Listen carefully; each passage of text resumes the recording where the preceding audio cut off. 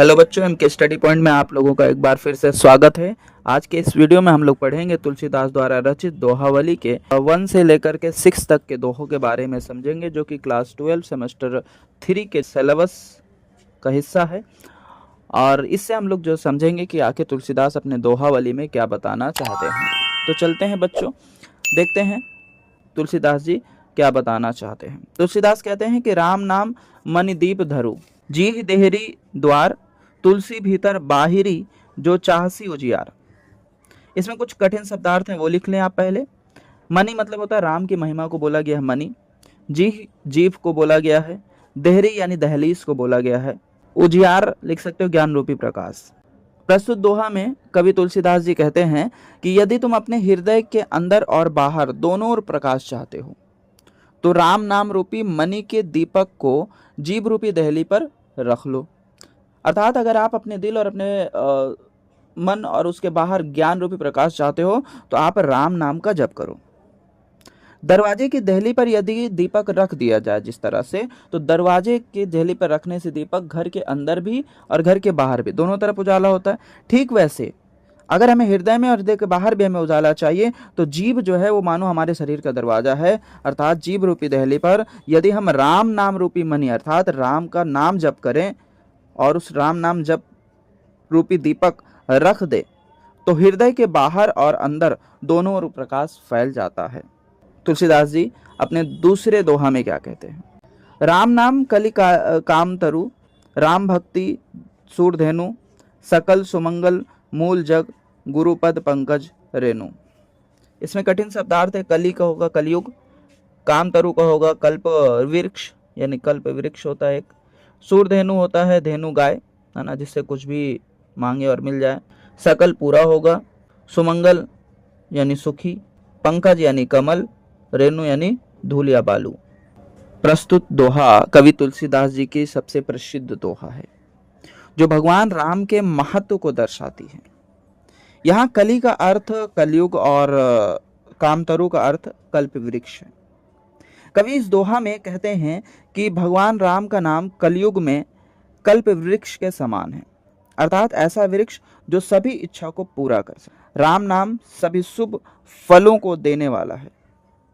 राम भक्ति मुंह मांगी वस्तु देने वाली कामधेनु है कि सदगुरु के जो चरण है कमल रूपी चरण और उसके अगर बालू जो है ना उससे भी संसार में हर प्रकार से जो मंगल यानी खुशियों का जो है जड़ है, हर तरह की खुशी प्राप्त होती है। तुलसीदास जी अपने तीसरे दोहे में कहते हैं कि हरे चरही तापही बरे, फरे पसारही हाथ, तुलसी स्वारथ मीत सब, परमारथ रघुनाथ। हरे मतलब हरा, चरही मतलब होता है चर जाना या खा जाना, तापही मतलब होता है तापना, बरे मतलब होता है जलाकर, फरे मतलब होता है फलना, पसारही हाथ मतलब होता है हाथ फैलाना, परमारथ मतलब होता है दूसरों की भलाई। कवि तुलसीदास जी अपने तीसरे दोहा में कहते हैं कि वृक्ष जब हरे होते हैं तब पशु पक्षी उन्हें चरने लगते हैं, अर्थात उन्हें अपना भोजन बना लेते हैं, उन्हें खा लेते हैं। सूख जाने पर लोग उसे जलाकर तापते हैं और जब वही सूख जाता है तो लोग उसे क्या करते हैं? जला लेते हैं, जलाकर तापते हैं, सिकाई करते हैं।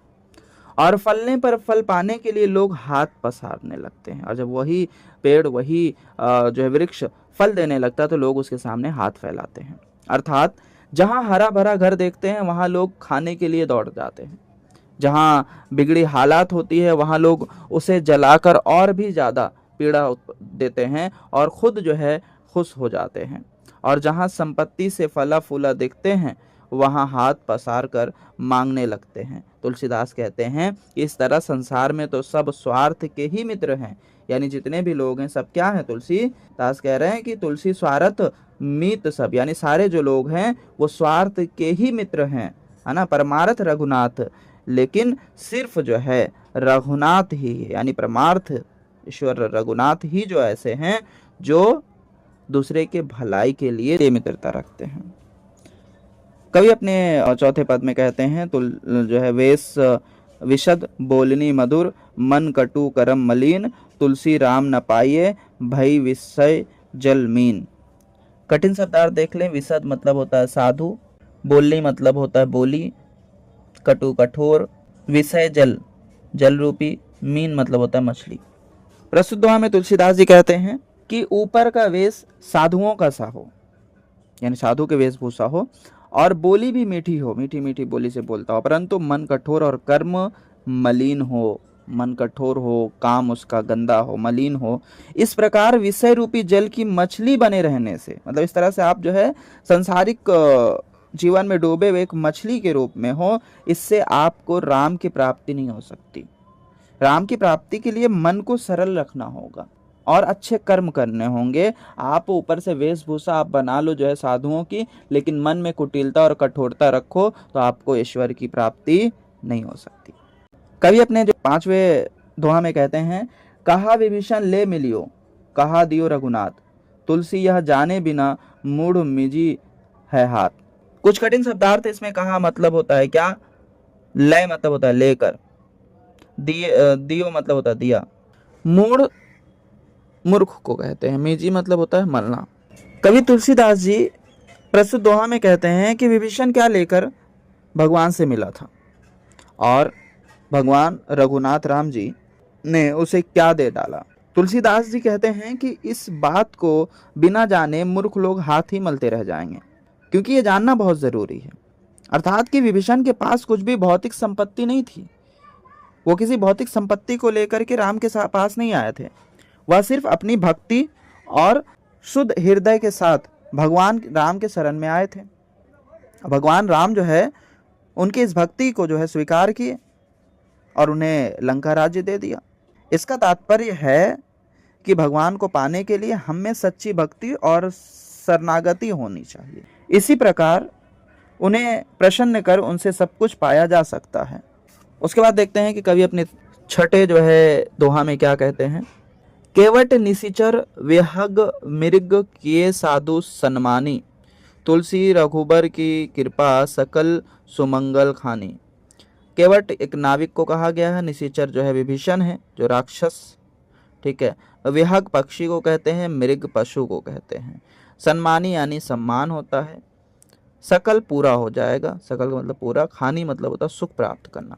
प्रस्तुत दोहा में तुलसीदास जी कहते हैं कि भगवान राम की कृपा से केवट, निशाचर, पक्षी और पशु सभी को सम्मान और साधुता प्राप्त हुई। अर्थात राम को गंगा पार कराने वाला मल्लाह, जिसे केवट कहते हैं, जिसे भगवान ने अपने चरण धोकर पवित्र होने का अवसर दिया और साथ ही साथ सम्मान भी दिया।